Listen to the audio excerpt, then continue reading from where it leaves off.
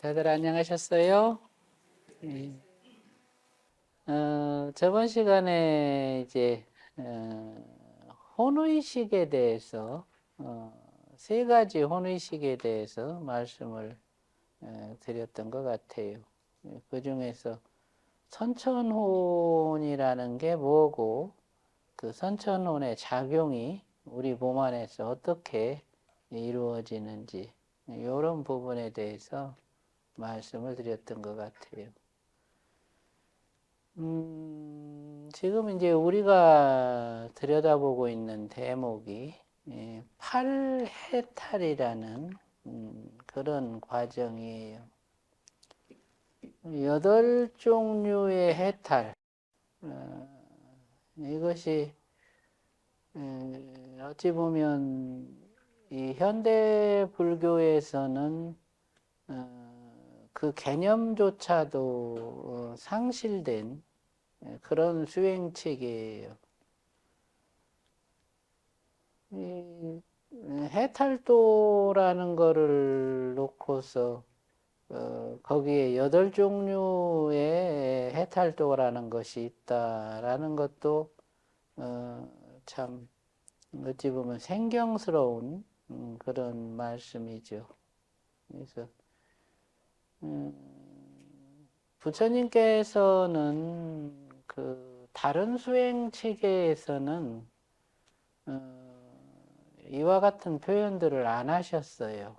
그러니까 이 중심이라는 거를 세워서 그 중심을 통해서 안팎의 경계를 해탈의 대상으로 삼는다라는 그런 표현이 유일하게 팔해탈의 체계에서만 말씀을 하신 거예요. 그래서 첫 번째 단계에서는 이제 유상의 중심을 세워서 안팎의 경계를 갖다가 해탈도로 이끄는 이제 그런 방법. 두 번째 과정에서는 무상의 중심을 세워서 안팎의 경계를 갖다가 이제 해탈도로 이끄는 방법. 이렇게 견성호도 이전에 해탈을 갖다가 두 단계로 나누어서 말씀을 하셨죠.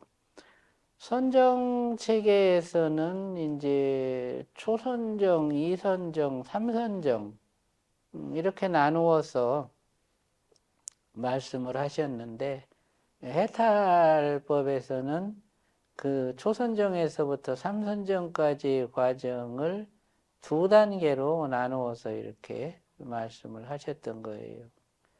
그리고 이제 사선정의 과정을 구체적으로 어떻게 사선정의 과정에서 해탈을 행하실지에 대해서 구체적으로 이제 표현을 하셨죠. 그래서 이제 신작증, 구족주, 정해탈 이렇게 해가지고 몸으로서 지어지는 모든 것을 갖다가 각성으로 관찰하고 그럼으로써 마음의 일과 몸의 일을 함께 부족해라. 그런 다음에 그 고요함에서 벗어나는 그런 해탈을 이루어라. 이렇게 이제 견성오도 부분을 명확하게 관점을 그렇게 제시를 해 주셨어요. 그래서 몸의 관찰을 이제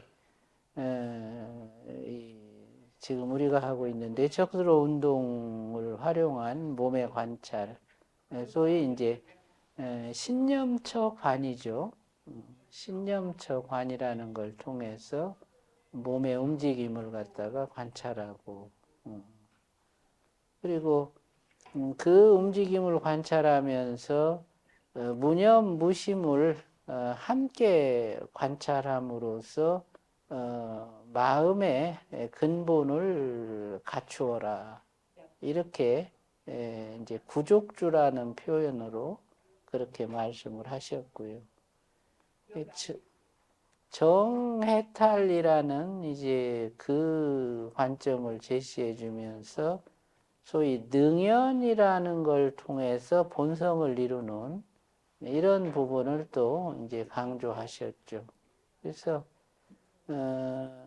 견성오도라는 것은 신작증 할 줄 알고 또 무념무심으로 구족주 할 줄 알고 그 다음에 능연으로서 그 고요함을 벗어나는 그런 행을 할 줄 알아야 이것이 견성오도다.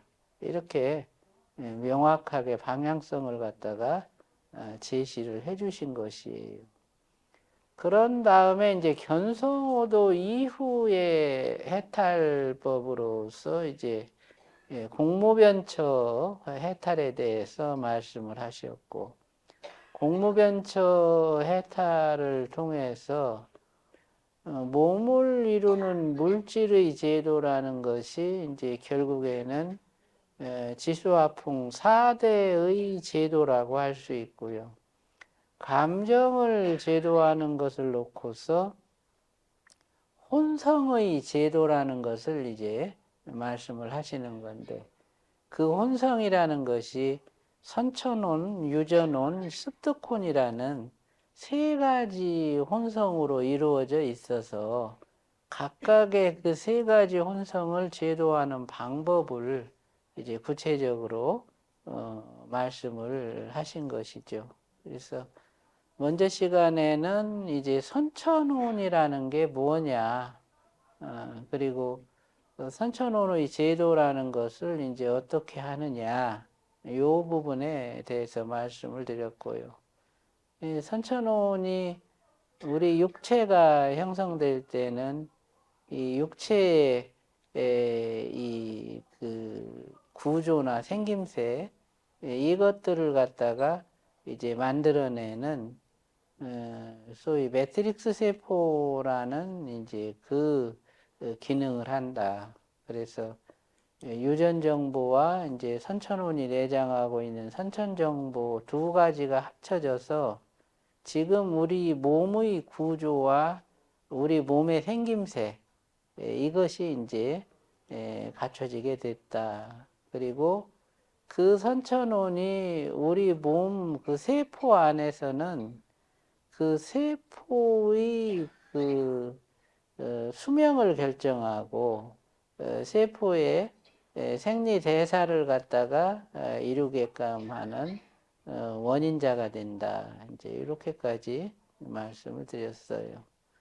오늘은 이제 세 가지 혼성 중에서 이제 유전혼에 대해서 유전혼이라는 것이 어떤 것이고 그것이 우리 몸 안에서 어떤 기능을 하는지 또 유전혼의 제도라는 것이 어떻게 이루어지는지 그 방법에 대해서 말씀을 드리면서 감정의 제도가 어떻게 이루어지는지 좀 더 깊게 들여다보도록 하겠어요.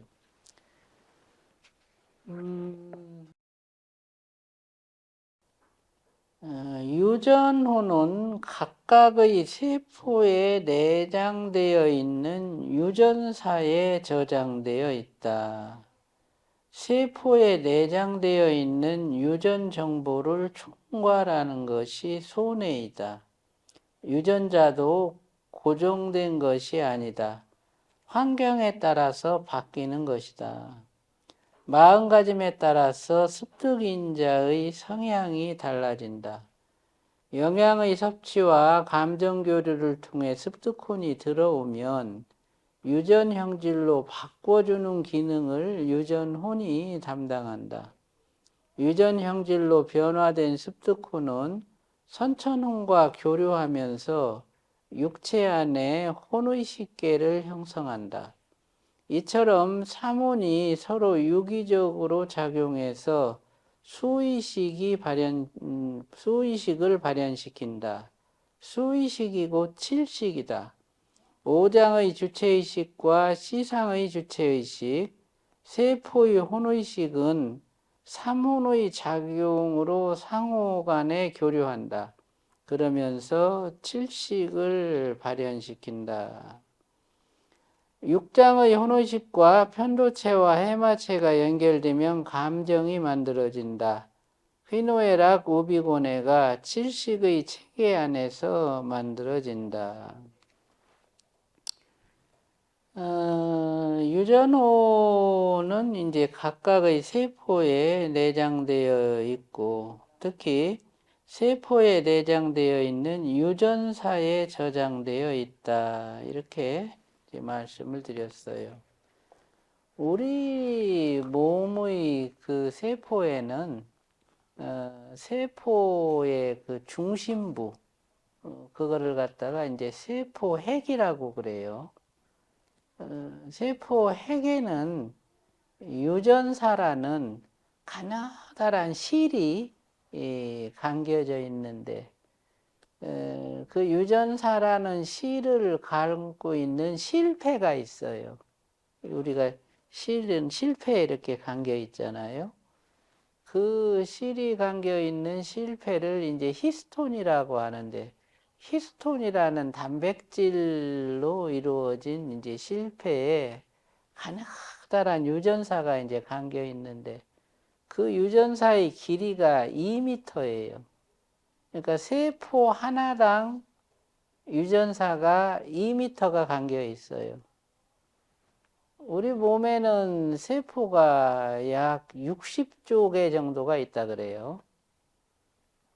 그러니까 세포 하나에 2m 되는 유전사가 감겨 있으니까 우리 몸 안에 있는 전체 유전사를 연결하면 120조 미터가 나와요. 120조 미터가 상상도 안 되지, 그죠? 그 크기가 얼마나 될까?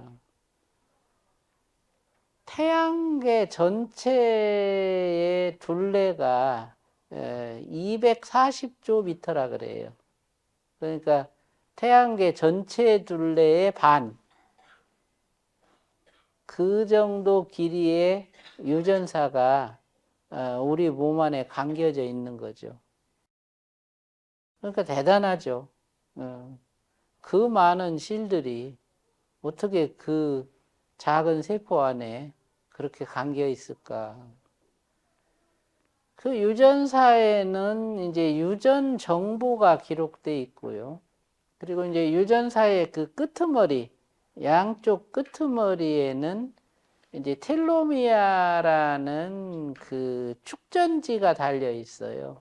그래서 그 텔로미아가 이제 그 소모되면, 그 건전지가 닳으면 수명이 짧아져요. 그러니까 우리의 수명은 그 수명을 지배하는 몇 가지 경로가 있는데, 그 중에 하나가 텔로미아의 길이에요. 그래서 이제 그 세포가 분열할수록 텔로미어가 반씩 줄어드는데, 세포 분열이 많이 일어난 사람은 수명이 짧게 되고, 세포 분열이 적게 일어난 사람은 텔로미아가 늦게 줄어들어서 이제 수명이 길게 되는 그런 이제 상태가 되죠. 그래서 유전사 자체가 부모로부터 물려받은 유전 정보, 그러니까 어머니 유전 정보, 아버지 유전 정보가 그 유전사에 이렇게 기록이 돼 있어요. 그러니까 지금 우리가 보는 녹음 테이프처럼 우리가 우리한테 유전자를 준 모든 조상들의 그 정보가 내 몸의 그 세포 속에 다 이렇게 기록이 돼 있는 거예요. 그래서 그 유전사를 갖다가 이렇게 총괄하는 그런 기능을 하는 것이 유전혼이에요. 그러니까 유전혼이 잘못되면 유전자 배열이나 이런 것들에 이상이 와서 유전병이 걸리는 거죠. 유전병은 고치기 어렵다 그러잖아, 그죠? 그게 이제 유전혼의 기능이 제대로 작동이 안 돼서 유전병에 걸리는 거예요. 그래서 이제 현대 의학에서는 뭐 몇 번째 유전자, 몇 번째 유전자, 뭐 무슨 유전자 이렇게 해가지고 예전에 그 게놈 프로젝트라는 얘기 들어봤죠? 그게 지구상에 있는 그 대부분의 생물들의 유전자를 분석해가지고 그게 몇 종류로 이루어졌는지 이제 그걸 들여다보고 그런 질병도 유전자의 배열을 잘 조절해가지고 질병을 치료하겠다라고 해서 시작한 게 게놈 프로젝트라는 그런 것인데 거기에 엄청나게 많은 그 비용을 쏟아붓고 어마어마하게 많은 사람들이 그 유전자 분석에 매달려 가지고 그 유전자 분석을 끝냈어요. 결국에는. 그래갖고 이제 유전자 지도가 완성이 됐는데 그게 만들어지면 모든 질병이 다 고쳐질 줄 알았어. 근데 막상 그 지도를 완성해 놓고 보니까 파리, 우리 파리 있잖아요. 날아다니는 파리. 파리하고 인간하고 유전자 개수 차이가 5천 개밖에 안 돼. 그 쬐끄만 파리가 인간하고 유전자 차이가 5천 개밖에 안 되는 거예요. 그래갖고서 결국에는 유전자를 가지고 병을 치료한다는 것을 이제 실패했어요. 예. 그래도 이제 그 유전체 검사라 그래가지고 이제 그 유전자 성향을 검사하는 검사법들이 이제 일반화되기 시작했고 이렇게 많은 질병의 그 성향을 이제 유전자로 이렇게 분석해서 들여다보는 것들은 이제 발달을 했죠. 그래서 요새 그 항암 치료할 때 이제 표적 항암제라고 하는 게 있잖아요. 그거는 암세포의 유전자를 분석해 가지고 그 유전자에 맞게 항암자 배합을 해 가지고 그 암세포에만 작용하게 하는 이런 이제 기술도 개발이 돼서 그 분야에서도 이제 상당히 발전을 이루었고 또 이제 유전공학 쪽에서는 좋은 유전자끼리 이렇게 잘라가지고 이렇게 접목을 시켜가지고 그 더 좋은 그 종이 생겨나도록 하는 이런 이제 시도도 있었고 그래서 많이 성공을 했죠. 그 예전에 우리 그 황우석 박사 그 돌리 뭐 그 양 그 복제한 거 있었잖아요.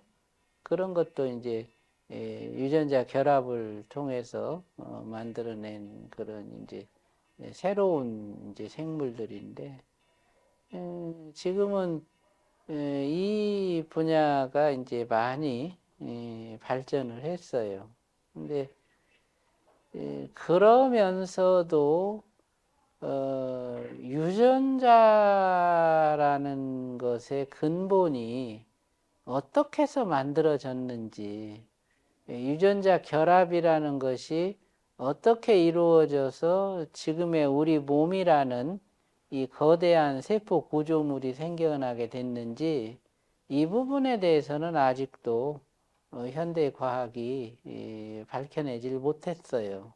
그래서 그냥 몇 가지 가설들만 있을 뿐이고 어떻게 물질에서 세포라는 것이 생겨나서 지금과 같은 이런 생명 구조를 갖게 되었는지 그것이 명확하게 밝혀지진 않았죠.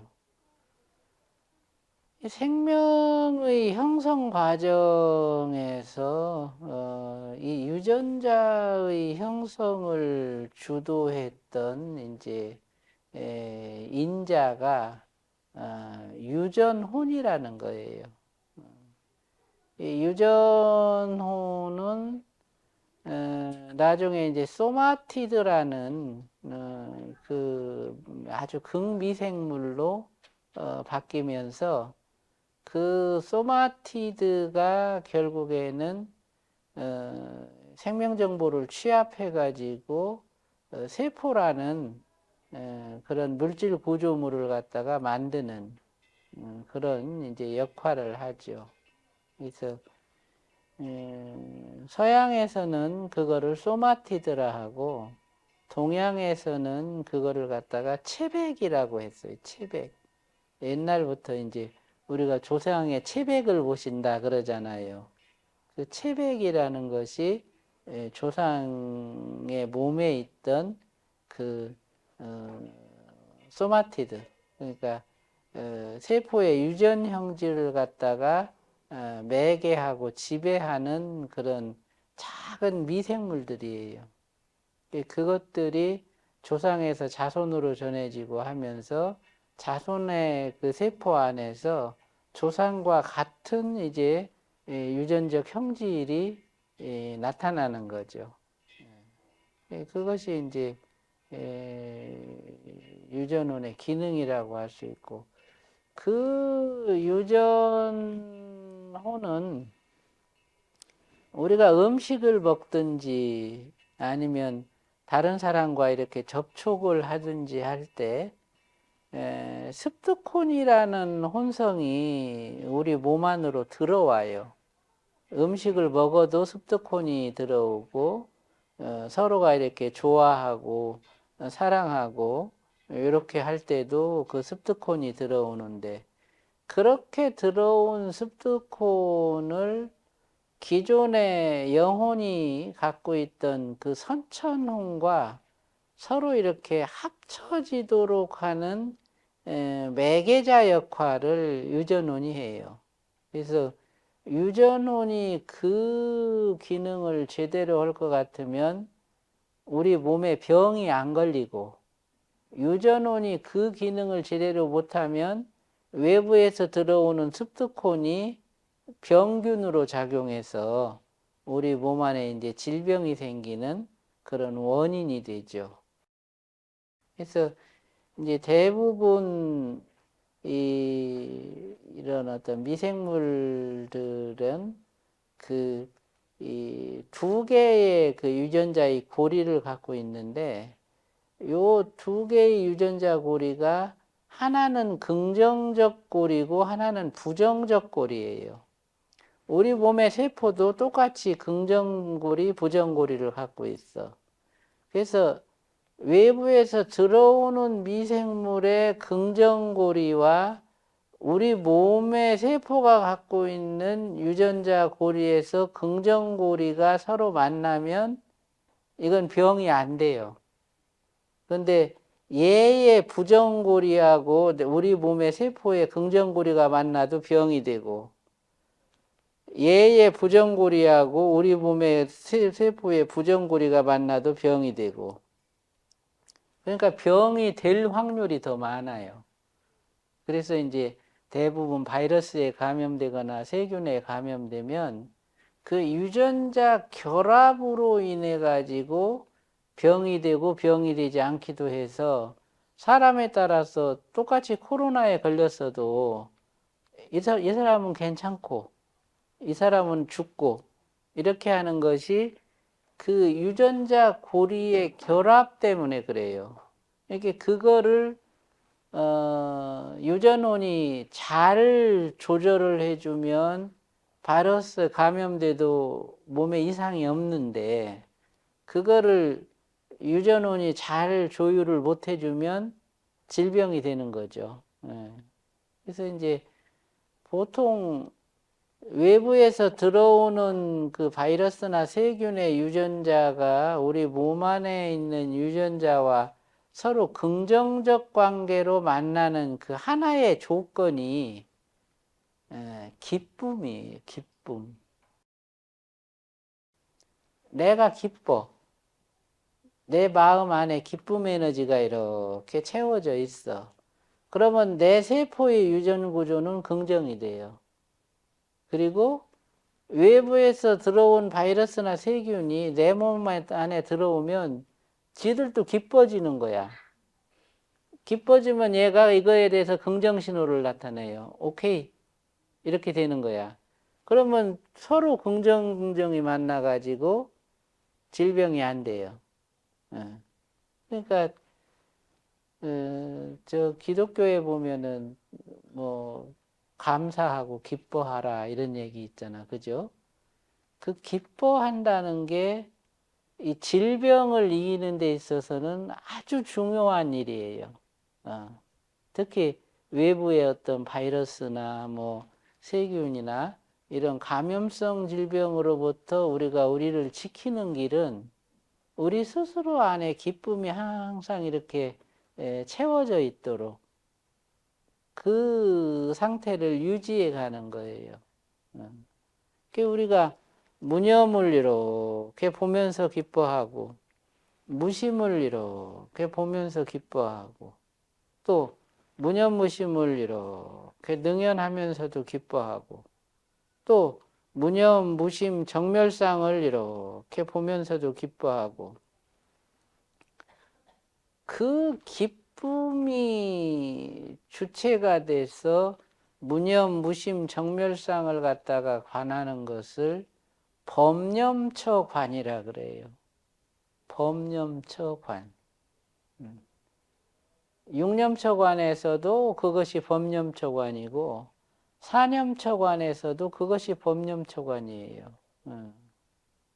그래서 그런 법념처를 항상 놓치지 않고 그 기쁨과 무념무심 정멸상을 함께 관하는 그 마음이 질병의 그 해로부터 우리 스스로를 지키는 방법이다. 그것만 잘해도 바이러스나 세균이 있어도 거기에 감염되지 않고 오히려 세균이나 바이러스가 우리 몸 안에 들어오면 걔들이 우리 몸에 공생을 하면서 우리 몸에 이로움을 주게 돼요. 그러니까 세포는 60조 개지만 우리 몸에 공생하는 그런 미생물들은 거의 200조 개가 넘어요. 지금 우리 몸 안에서. 그러니까 이미 세포 하나당 최소한 3개 정도의 세균이나 바이러스들이 공생을 하면서 걔들이 세포의 대사를 이렇게 유도해주고 세포가 먹이 활동을 하고 또 이렇게 면역 활동을 하고 하는데 도움을 주는 거죠. 그러니까 우리가 이렇게 수많은 생을 살면서 우리 안에 이렇게 심어진 그런 유전 정보들이 결국에는 기쁨이라는 걸 만나서 그와 같이 질병으로부터 우리를 지켜주고 질병으로 들어온 세균이나 바이러스들도 공생인자가 되도록 그렇게 바꾸어간다. 이게 마치 아주 막 나쁜 깡패가 마을에 들어왔는데 그 마을에 들어와 보니까 마을 사람들이 너무 행복해. 그러니까 지도 같이 행복해져 가지고 깡패가 안 된 거예요. 그래서 서로 도와가지고 그 마을의 일원이 되는 거하고 똑같은 거예요. 네. 좋겠죠, 그죠? 그런 것들이 유전혼의 기능이다. 그래서 아주 중요해요, 유전혼이. 그리고 이제 선천혼, 유전혼, 이 습득혼, 이것들이 이제 칠식의 원인이 돼요. 그러니까 이 3가지 혼성이 생겨나는 것은 12연기의 과정에서 이제 촉, 수, 애, 취, 이 4가지 12연기 과정에서 이 혼성이 생겨나요. 유전혼이 생겨난 것은 이제 유의 과정에서 생겨나고 육체가 생겨난 그 과정에서 생겨나고 선천혼이 생겨나는 것은 촉수애 취라는 이 4단계의 그 연기적 변화를 통해서 선천혼이 생겨나요. 그래서 이제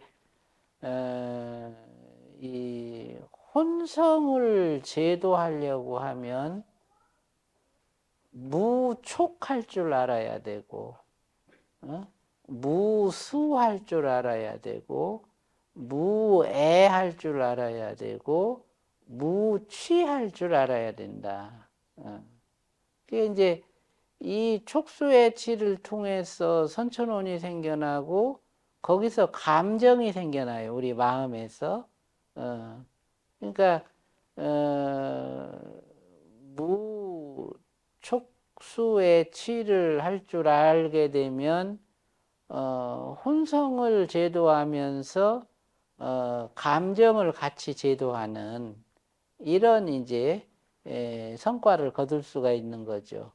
그래서 어떻게 무촉수에 취하는가 그 방법에 대해서 좀 상세하게 이제 들여다보고, 특히 이 칠식이라는 식이 연기의 과정에서 생겨나고 그 칠식의 체계 안에서 감정이 생겨난다라는 것이, 이것이 우리가 알아둬야 할 그런 아주 중요한 지식이에요. 의식이 어떻게 생겼나? 의식이 8식이 있고 7식이 있고 6식이 있고 전호식이 있는데, 이런 식이 어떤 과정에서 생겨났고 그 식이 갖고 있는 각각의 그런 특징이라는 것이 어떤 것인가, 이걸 아는 것이 대단히 중요해요. 그래야만이 자기를 제도한다라는 그 행을 할 수가 있고, 나아가서 여기서 얘기하는 해탈을 이룰 수 있는 근거를 우리가 거기서 찾을 수가 있는 거죠. 육체를 갖고 있을 때는 이 선천혼, 유전혼, 습득혼에 내장된 이제 칠식 정보가 오장과 대뇌 변연계, 이 편도체나 해마체, 그리고 간, 심, 비, 폐, 신이라는 이 오장에 이렇게 흩어져서 세 개의 혼성이 내재하고 있다가, 그 정보가 하나로 이렇게 취합돼서 만나면 거기에서 감정이 일어나는데, 그때 일어나는 감정들이 기쁨, 분노, 사랑함, 즐거움, 우울함, 슬픔, 그 다음에 이제 고뇌, 이렇게 해가지고 7가지 감정이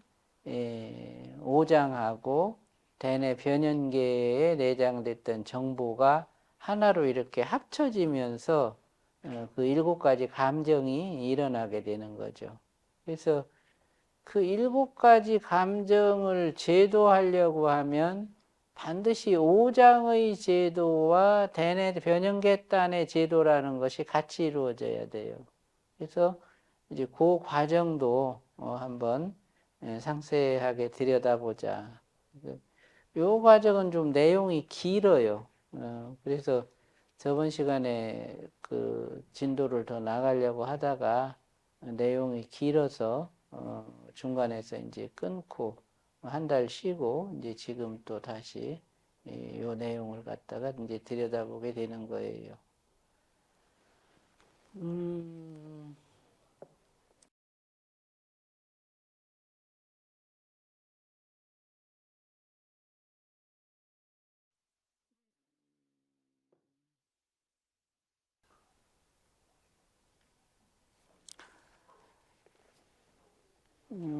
선천혼이 깨어날 때 의식으로 접해지는 현상이 있다. 우리가 수행을 하다 보면 이 선천혼, 유전혼, 습득혼을 다 인식할 수가 있어요. 그래서 이제 선천혼이 깨어날 때는 선천혼이 깨어나는 증상이 있어. 그러면 그런 증상을 접하면 아, 이것이 선천혼이 깨어나는 것이다. 이렇게 알고 거기에 맞게 대처를 할 줄 알면 돼요. 그러면 이제 선천혼의 제도가 이제 이루어지죠. 하늘에 시커먼 구름의 바다가 쫙 펼쳐져 있다. 호흡을 들이쉬면 그 시커먼 구름이 회오리를 일으키면서 백회로 빨려 들어온다. 양 손바닥으로 빨려 들어오기도 한다. 어떤 경우는 빨간 물고기 형태로 손바닥이나 백회로 빨려 들어오기도 하고 녹색의 뱀 모양으로 빨려 들어오기도 한다. 그것은 육체에 깃들 때 떨어뜨려 놓고 왔던 자기 선천혼이 다시 돌아오는 현상이다. 그런 현상을 접할 때 두려워하지 말아야 된다. 이 선천호는 이제 영과 같이 이렇게 붙어 있는 몸이에요. 그러니까 영의 몸이 있고 혼의 몸이 있고 육체의 몸이 있는데 우리가 흔히 얘기하는 영혼이라고 하는 거는 영의 몸과 혼의 몸이 하나로 붙어 있는 걸 영혼이라 그래요. 그 영의 몸에 붙어 있는 혼의 몸을 선천혼이라 그러는데 그 선천혼들은 그 영혼이 우리 육체에 들어올 때 때에 따라서 어떤 장소에 이렇게 따로 떨어져서 이렇게 있는 경우가 있어요. 그러니까 이제 그 생전에 그 집착, 예를 들어 가지고 내가 저 뜰 앞에 소나무를 아주 예쁘게 가꾸고 키웠어요. 죽으면서 그 소나무를 이렇게 보고 있으니까 그 소나무가 그렇게 애틋하고 불쌍해. 그래서 그 소나무에 대한 그 애틋함을 떨쳐버리지 못하고 영혼이 벗어났어. 내 육체를. 그러면 그렇게 벗어난 영혼 중에서 소나무와 서로 공감을 이루었던 감정이 소나무한테 가요. 그러면 그때 소나무에 선천혼이 떨어져서 이렇게 남아있게 되는 거예요. 이제 그런 경우들이 있겠지, 그죠? 특히 우리가 이제 자식을 놓고 생각하면 아주 그 죽으려고 하니까 저 자식이 너무 안 됐고 불쌍하고 그렇게 됐어. 그러면 그 자식에 대한 애틋함을 이렇게 안고서 죽으면 죽고 나서 영혼 중에 일부가 혼성이 그 자식한테 가서 이렇게 떨어져서 이렇게 붙어 있어요. 그렇게 해서 또 떨어지고 또는 이제 생전에 아주 미운 사람이 있어. 아주 그냥 꼴도 보기 싫고 아주 미워. 그러면 그 사람한테도 내 혼이 떨어져서 나가요. 밉다, 미워하는 게 밀어낸다 하는 소리예요. 미워? 밀어낸다. 밀어내는 마음이 내 영혼의 몸 중에서 그 혼의 몸을 떨어뜨려. 분리시켜. 그러면 미운 사람한테 내 혼이 가 있는 거예요. 이래 이제 한평생을 살다 보면 혼이 들어오기도 하지만 떨어져 나가는 것도 많겠지, 그죠? 그러고서 죽어. 죽어가지고 다시 태어났어. 수행을 하다 보니까 이제 제도를 하게 돼. 미운 마음도 제도하고, 집착하는 마음도 제도하고, 이렇게 하다 보니까 떨어져 나갔던 그 혼성이 다시 돌아오는 거예요. 돌아오는데 막 시커먼 하늘에 이렇게 구름이, 먹구름이 꽉 끼었다가 그 먹구름에서 막 회오리 같은 게 이렇게 내려와가지고 내 머릿속으로 쑥 들어와. 그럼 어떻게 겁나겠지, 그죠? 두렵고. 어떤 때는 아주 초록색의 뱀 같은 게, 실뱀 같은 게, 그런 게 손바닥으로 쑥 들어와요. 이렇게 막 녹색의 뱀 같은 게 이렇게 갔다가 쑥 들어와. 그러면 내 몸에 뱀이 들어온 거 아니야. 얼마나 징그러워. 막 깜짝 놀래죠. 그러고서 있으면 막 얘가 꿈틀꿈틀 그래, 몸 안에서. 이게 이제 막 미치는 거예요. 어? 그래, 병원에 가서 뱀 들어왔으니까 꺼내달라고도 하고, 뭐, 무당한테 가서, 막 이거 어떻게 해달라고도 하고, 그거 안 되는 거예요. 그러니까 그런 두려움을 가져서는 안 된다. 수행을 하면서 감정의 제도가 일어날 때는 반드시 그런 증상이 나타나는데, 어떤 형태로 그런 그 혼성이 다시 내 몸 안으로 이렇게 들어오더라도 그걸 두려워하지 말고, 아, 이건 내가 전생에 떨어뜨려 놓고 왔던 선천혼이 다시 내 안에 들어오는 거야. 그 혼성이 합쳐지면 힘이 생겨요.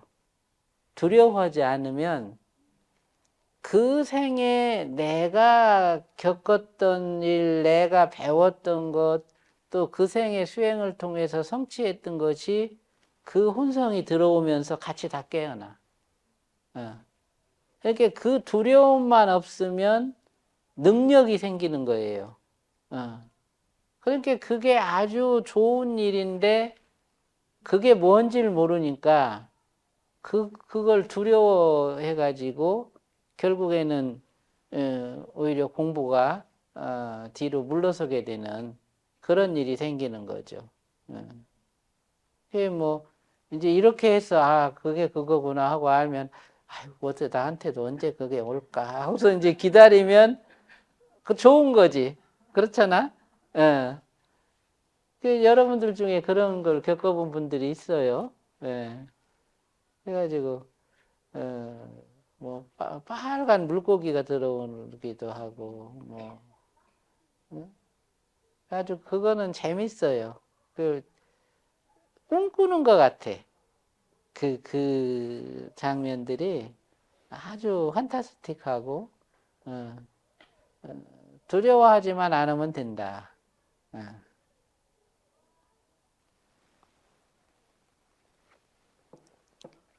그래서 그거를 이제 두려워하지 말아야 한다. 그래서 이제 유전원이 깨어날 때 이제 접해지는 현상이 있는데 요거는 이제 다음 시간에 좀 말씀을 드릴 거고요. 그 선천혼의 일은 참 그 신비해. 그러니까 그 선천혼이 들어올 때는 그 선천혼과 연관된 생의 그 이랬던 그 전생의 기억들도 깨어나지만 어떤 때는 그 생에 내가 죽어서 묻힌 묘가 보이기도 해요. 살았던 집도 보이고, 묘가 보이기도 해. 이렇게. 그 묘에 이렇게 비석이 세워져 있으면 자세히 보면 아무개하고 이렇게 쓰여진 게 보여요. 어. 그 기회가 되면 한번 그런 장면이 보이면, 자세히 한번 봐봐요. 여기까지 하죠. 예.